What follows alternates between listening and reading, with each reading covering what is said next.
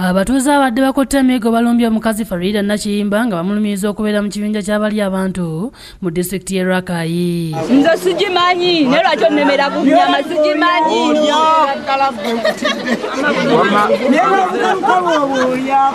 Bali omukazi w'olubuto n'omwana kati ne bajja ne basenga wano. Ono abadde yakasenga ku kyalo Biikira Gayaza nga yakamalako omwezi gumu n'ekitundu ne bamulagira okukyamuka nga bwe bamutegeeza nga bafunye amawulire ageesigika nti ye nebba gwe bamanyiiko ekitiibwa ekya Salongo be bamu ku bantu abagoba ku kyalo okuli Kyalulangira ne Kibanda olw'ensonga ezeekuusa ku bikolwa ebyokulya abantu.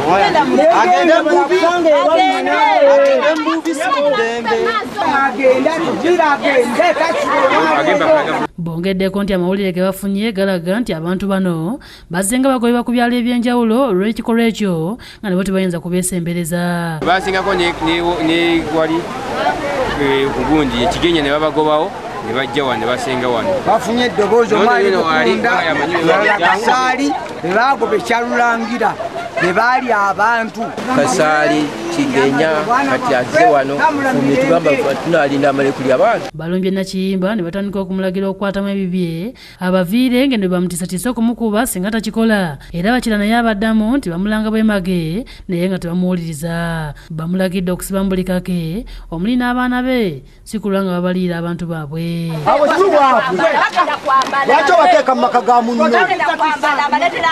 Nakiyimba yeetawudde nga bw'ayingira omuzigo ate nga bw'afuluma wakati mu luba olubalire mu kubibwa era n'ayanula ebikunta by'abaana be bye yabadde ayanise wabweru n'abiyingiza mu nnyumba ngeno bwe yewera nti tagenda kuva ku kyalo.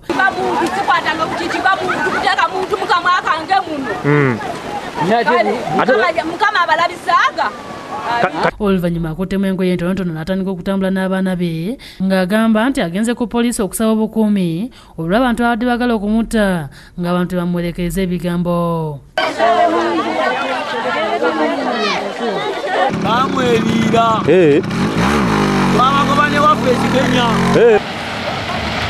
Babadde bakyamuvuma poliisi y'ekyotera n'etuuka ng'ekulembeddwamu agiduumira Patience Baganzi olwamu ku batuuze ne babona emiwabo ne beeyokya ensiko. Poliisi ekutte Nakiyimba n'abaana be ne balinyisa emmotoka ng'ezuze kumuzzaayo mu muzigo mwagobeddwa okuzuula abantu kye bagamba. Akola nga ssentebe w'ekyalo kino Joseph Lwanga annyonnyodde poliisi ensonga lwaki basazeewo mu kyalo luno okumunaabira mu maaso nga bagamba nti bafunye amawulire agamala nti omu ku bantu abagambibwa okuba nti baali abantu e Kyalulangira wabula nga byonna Nakiyimba abyeganye n'agamba nti bo bava Kyotera ng'eno abantu bamwokya ebibuuzo. Bava simanyi Kibanda mu Kkooti eri be bamu ku bantu abateeberezebwa kuba nti baali abantu. Bamazeeko eddembe ebintu byange babikutte babikasuse wabweru.